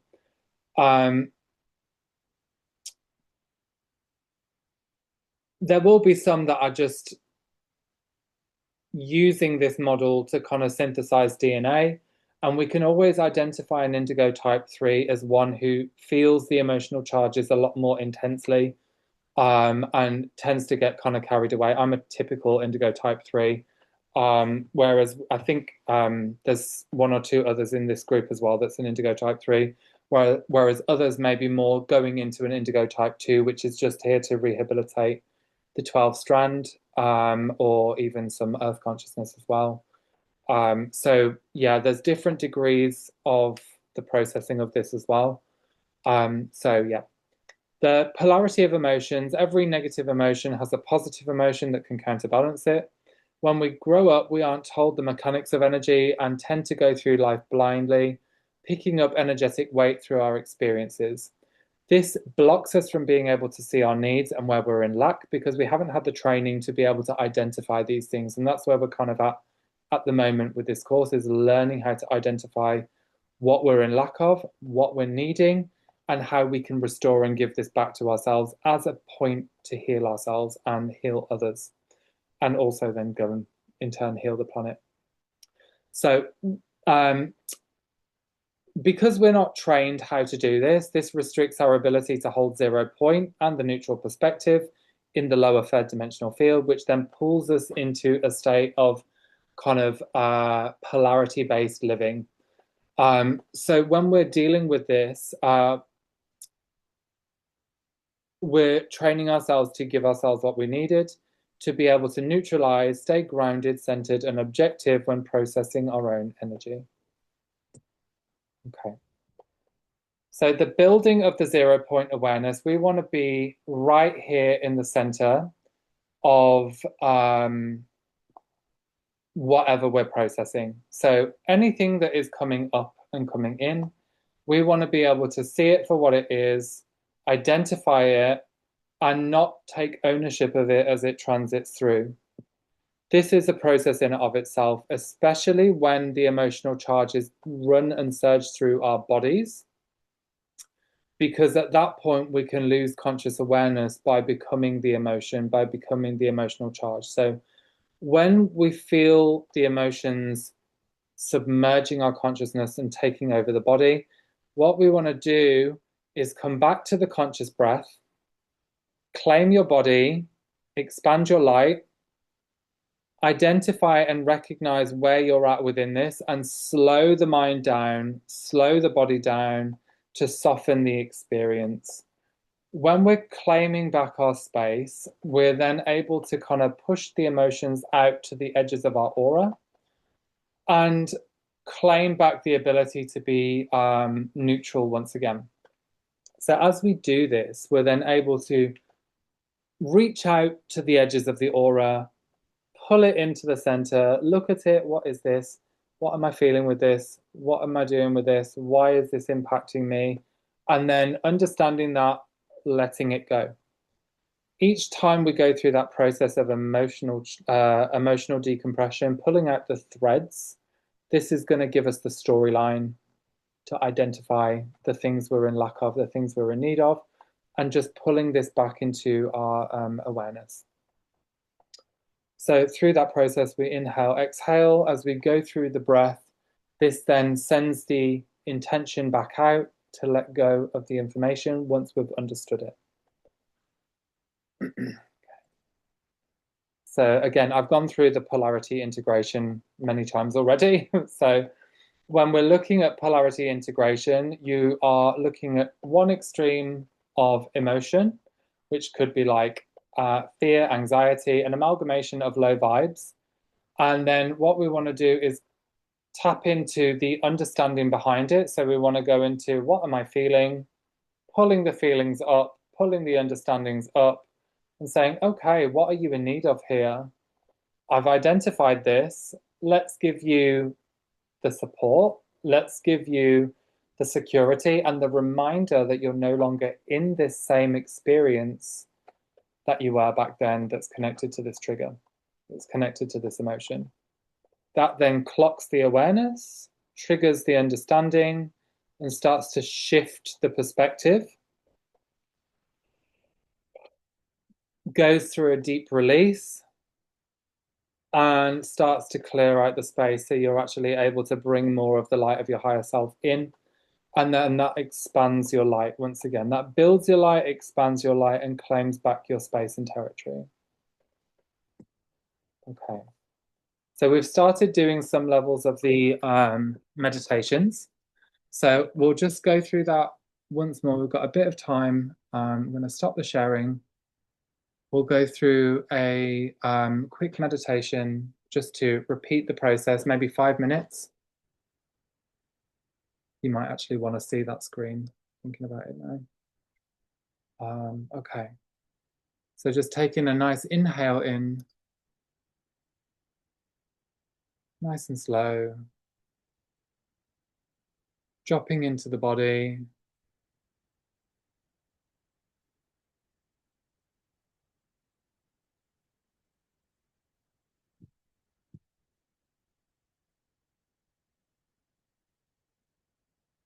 Scanning with your breath, scanning up around the feet, the knees, the legs. Exhale, releasing tension. Same again, hips, thighs, sit bones, lower back. Releasing tension.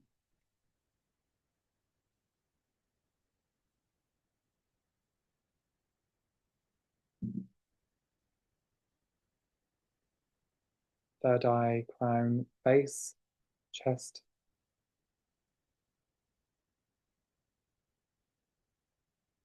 Releasing tension. Effectively priming the body to go into reading state.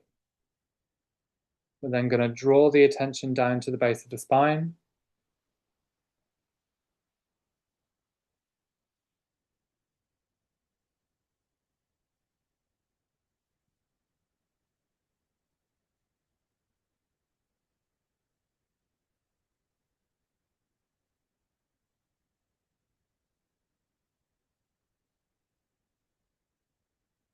Taking note of whatever is coming up, whatever emotions are coming up.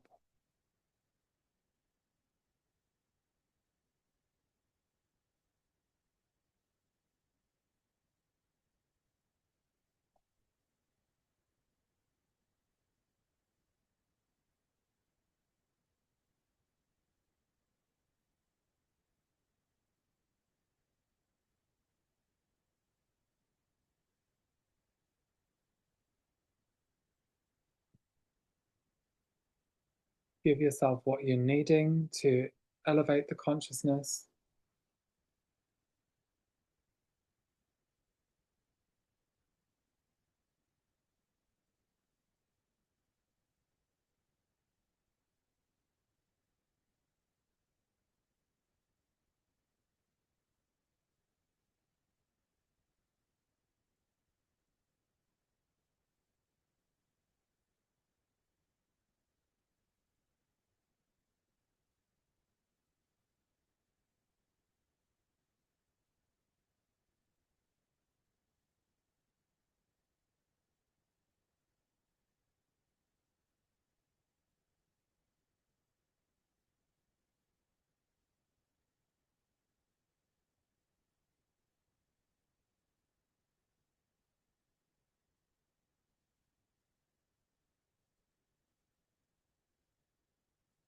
Validating any emotions that are coming up.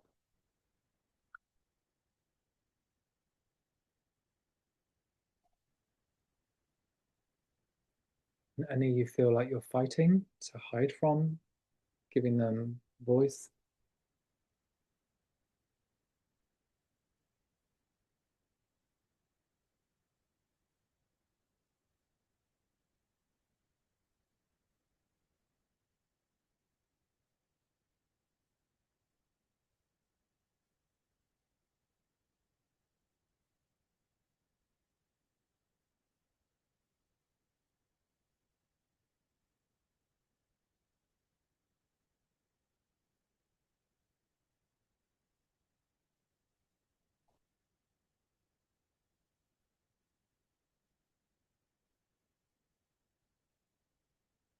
Sometimes you might feel rays of love coming in that actually triggers up the lower emotions without you even doing anything as well. So as you just sit in stillness and observe the things that are moving naturally, this is because life force and love is already pouring into the body to update and trigger the release.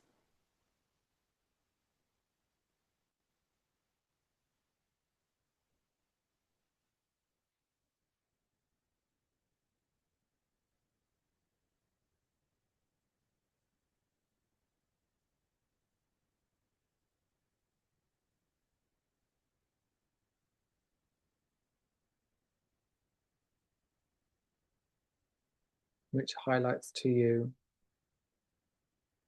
parts of yourself that you'd rejected. And just by validating that I accept the love, I accept the support from the divine, that starts to move into the pain and put it into process.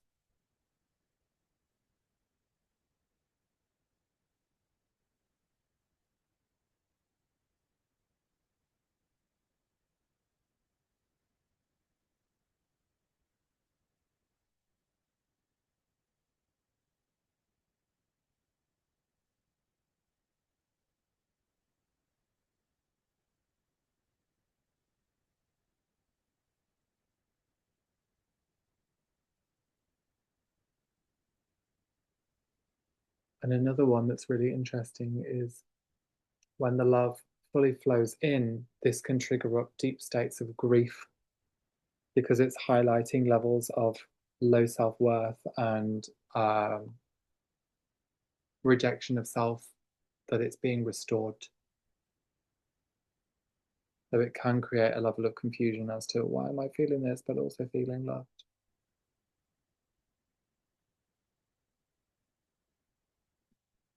I'm going to take a nice inhale, exhale.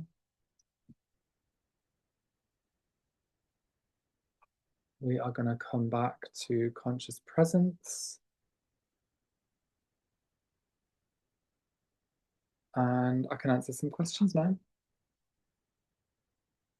You all want to unmute yourselves. That was lovely. Okay.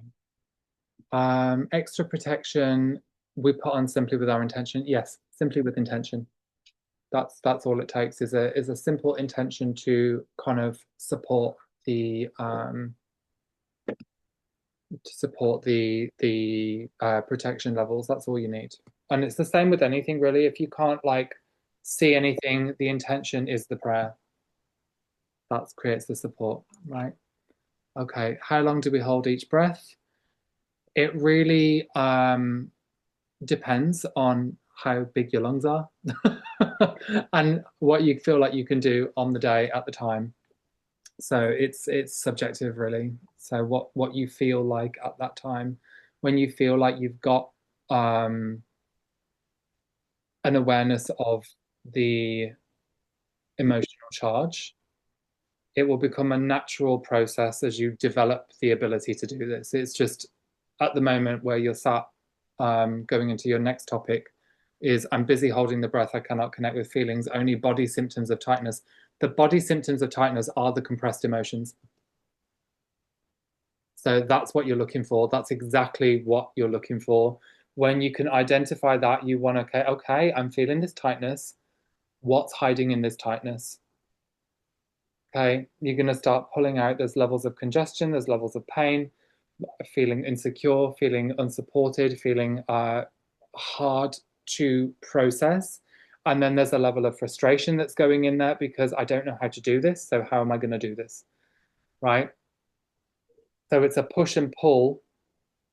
Um, it's a push and pull process to actually develop the ability to decompress the tightness.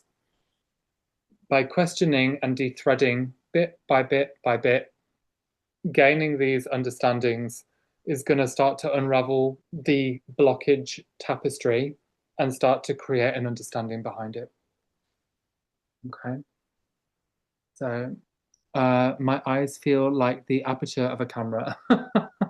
Which eye are you talking about? Are you talking about your physical eyes or are you talking about your third eye, Tracy?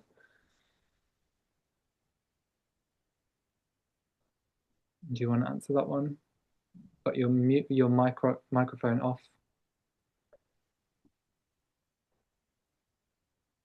I don't know whether everyone else has fallen asleep, to be honest. Um, but yeah. Do anyone else have any questions on this topic tonight? Or do you all feel good? I really hope I've recorded this. I have, thank God for that. Teresa, do you have any questions you want to? Oh, your physical eyes. Thank you. Okay.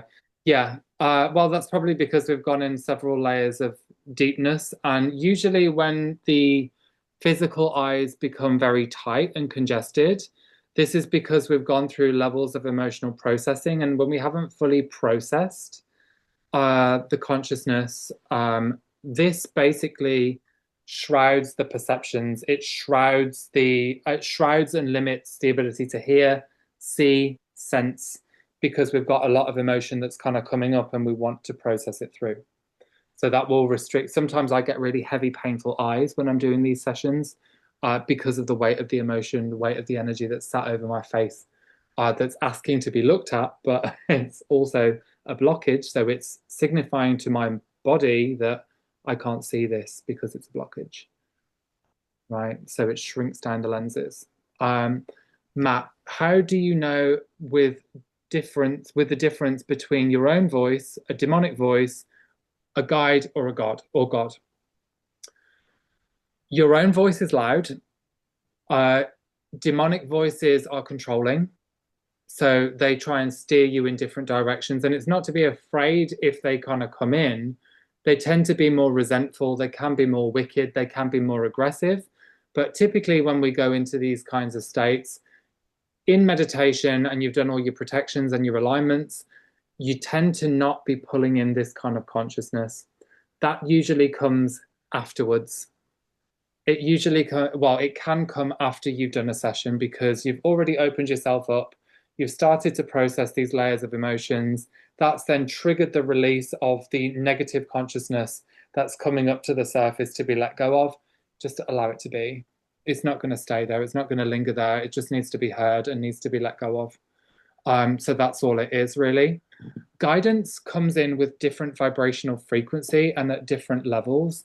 Your lower level guidance can come in as if it's when you're really in the still point in 0 point, it will come in as a kind of compression to expansion of information. So if I'm asking for some kind of information from my guides, when the information is coming in and they want me to understand something deeply, it will come in as a very tight emotion and start to process through and then expand out as it's coming in. And then it kind of relays as multiple layers of information from multiple different perspectives, which may sound confusing, but for your level, that's where I'm at with it. For you, it may come in as a whisper. It may come in as a kind of like a breath of information, like a breath of words or a breath of imagery. What I'm pulling in is going to be bigger because of where I've worked myself to, but you'll have a smaller version of that as it kind of compresses in and compresses out, or decompresses in and then expands out. Okay. So that's usually how I've found that it works. Another way that the guidance, that way in particular will be giving you clairsentient information, clairvoyant information, and clairaudient information pretty much at the same time. When you are less adept with your clairs, you may get a clairaudient response, like a thought that will come in or a sound that will play through your head, or it will come in as a flash of imagery, or it will come in as a subtle feeling. So they can use like the individual senses just to kind of send a hint or something for you to follow onto. And it's your choice if you want to follow it. And I always say follow it. I always recommend you to follow it. Even if it looks a bit uncomfortable, looks a bit scary, sometimes when your higher guidance comes in, it can trigger a lot of fear in your system. And this is because their vibration is much higher, it's a lot more expansive. And as that's coming down to commune with you, it's triggering up the fear, lower vibrational states that you're holding on to come up to the surface and then release through. So, what that does is it triggers up levels of distrust, it triggers up levels of fear, and it's like, oh my God, am I connecting with a demon or am I connecting with a light structure? So, it's a process of trust. If they feel good coming in and it's triggering fear up coming out, it's going to be something positive. 9 times out of 10, anyway. And if your intention is to connect with the Christ consciousness guidance structure, that's going to pull that in as well. So, because you've called that in with your intention, the lower ones cannot sustain within that frequency because it is opposite to it. It kind of melts away all of the distortion, especially with the God source as well. God source is going to pretty much melt everything away very quickly. And that can be quite the shock to the nervous system in and of itself. So yeah. Anyone else? Do we have any more questions, guys? No? Alexandra? You good? Oh, you got yourself muted there. I always have questions. Sadly, Gabriel was making stuff in the background. I couldn't really hear everything because I think I haven't really fully understood what you said, so you don't need to repeat that. Probably good to record all of it. Fantastic. Yeah, you've gone off the recording. Yeah, brilliant. Nice one. Okay then. Well, if that's the case, I'm gonna love you and leave you. I'm gonna wish you a wonderful week.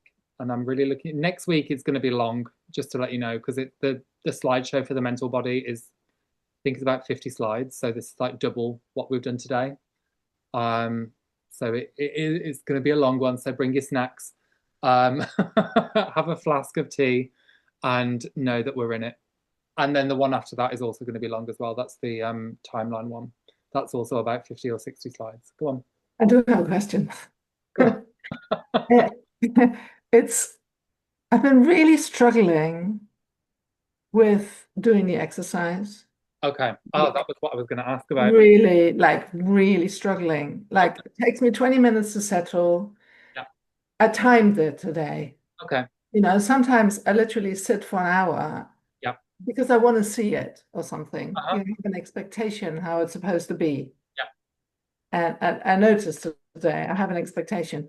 So, and then it's like by 45 minutes, I'm like, yeah, it's like the base of the 12D shield is, I don't know.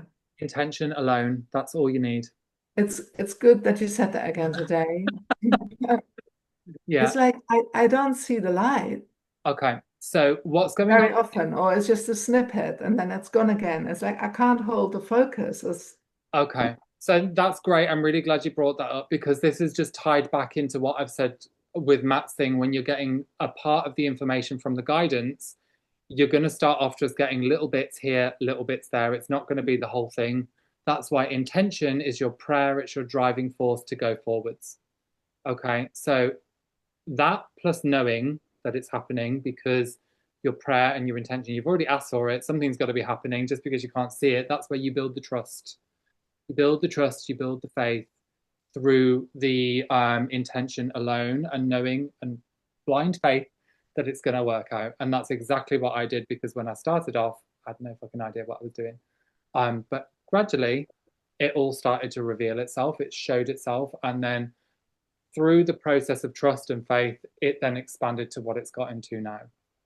So, where you're at, when you're going to sit there, you've got the emotional charges that are surging through the body that's overwhelming the system. So, stillness, processing, intention is the most important thing for all of you at the moment.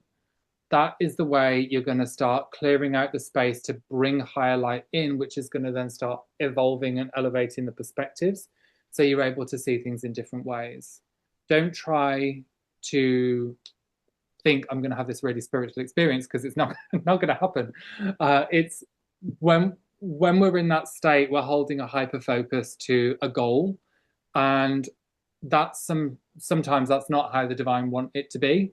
So it's about surrender, it's about trust, it's about allowing and letting go of expectations to allow it to move in. Remember, you're bringing yourself in and out of states of trance as if you're going to sleep, but not quite. Every time you go to sleep at night, you may start getting the visions, the daydreams, or the nighttime dreams. Sensorial processing comes online. That's the state we're going for when we're processing the emotions, when we're processing the mental body, because we want to kind of drop ourselves into that state, but not far enough to go to sleep, to start bringing up the information. We're creating relaxation in the mind to allow the mind to free flow. Right? Because what I found is I'm not sleeping well anymore. Okay. Like this morning, I woke up at 4. Okay. I haven't Yeah. gone back to sleep. Yeah. And so I'm sort of tired, but okay. And the insights seem to be coming during the day. So I literally today I had so much, like I sit there and nothing happens, 2 hours today. Yeah. And then during the day things came. So I Yeah. did write a few things down. So when you're sitting there and nothing's happening, things are actually happening. It's just moving the backlog of emotion through your energy system. That's what's going on. And then because it's condensed and because it's compressed, your conscious mind hasn't got the full reasoning and the understanding. So when you've taken yourself off that focused intention and into something else, you've gone off and done the dishes. Whilst you're doing the dishes, your mind has gone into free flow because you're focusing on something, doing the dishes, and that's when the answers are coming in. That's what you said right at the beginning, isn't it? Yeah. So what I love to do when I was in this state, I like to go running. If I feel like I've got a lot of backlog, I like to go for a run on a treadmill where I can zone out and just allow everything to recirculate and come up to the surface so I'm able to see it. For people with very active minds or condensed emotional fields, or both, having a focal point to do something is really great. Because then you're allowing everything else to kind of free flow in the background. And that, remembering that background space is the state of trance where the rest of the information is flowing through. So the documentation is really a great tool to kind of sit with, just to free flow into automatic writing or creative writing. That allows the information just to transit. You're giving it a space to process, and as you're kind of stepping out of the way, you're allowing the information just to express out of you onto the page, and you're getting the information into your awareness then. Whatever kind of comes up, you may not understand it at the time, you may not feel it or know it audibly, but as soon as your pen goes on and within about 5 minutes of writing, see you later, Tracy, within about 5 minutes of writing, it's going to be free flowing one way or another. What I really recommend with this is an exercise called the morning pages. And I like to write, I do them for about 2 hours. No, they're not really the morning. It's more like mid-afternoon by the time I've done with it all. Getting all of this stuff down onto paper is amazing. And just allowing yourself to express to yourself what it is that you're thinking, what it is that you're feeling. You're just putting whatever's in you after that night's sleep onto the paper. All of your worries, all of your fears, all of your joys, what it is that you want in life, and then gradually get to a space where you don't even need to think about it. When you're not thinking about it, you're just allowing it to express. And that is when your guidance is working through your body as a conduit to deliver sacred message. Okay. With that, I'm sitting with the question whether if we're, I don't know, but so much stuff going on at the moment, whether I'm pulling in the negativity a lot when I write everything down. Putting energy. I was so negative on Sunday. It was horrible. Well, that was just because it needed to be processed, wasn't it? So Mm. you're gonna feel like a heap of shit sometimes, Hmm. like French or whatever language you put that in. You will genuinely feel like crap. Saturday, I stayed on the sofa the whole day and I didn't move. I couldn't, the energy was horrific. I felt so sick. I felt so kind of emotionally backed up. I felt like I was processing really deeply. And then the history of that was coming in from this is the breakdown of the negative ego. So we're looking at the breakdown of the negative ego so we can move into the soul. So we need to review the old behaviors. And when we're not wanting to look at these behaviors, that's going to come up, it's going to come knocking, and it feels like we're being under attack because well, you're being bombarded by all of this negative stuff. But in Yeah. actual fact, it's just coming up for review. So when you're getting this up and out of you, putting it onto the paper, you can burn it at the end of it and say thank you. Right? See, there's always a way around this. It's just a matter of perspective. So where you were looking through that was through a state of victimization. And I can't do this. I can't cope. I'm not good enough, you know. But in actual fact is you're doing great. You're just going through a process. Okay. Lovely. Stop asking questions now. Yeah, so you know what you're doing. Your body will know what you're doing. It's just about getting the conscious mind to catch up to it. So, yeah. Does anyone else have any questions, or should we call it a night? You're good? Okay, then, guys. Loads of love to you. I'm going to get this up right away, and I'll see you next week. I'm going to get the next PPT online already as well. Love to you all. Take care. Thank you. Bye.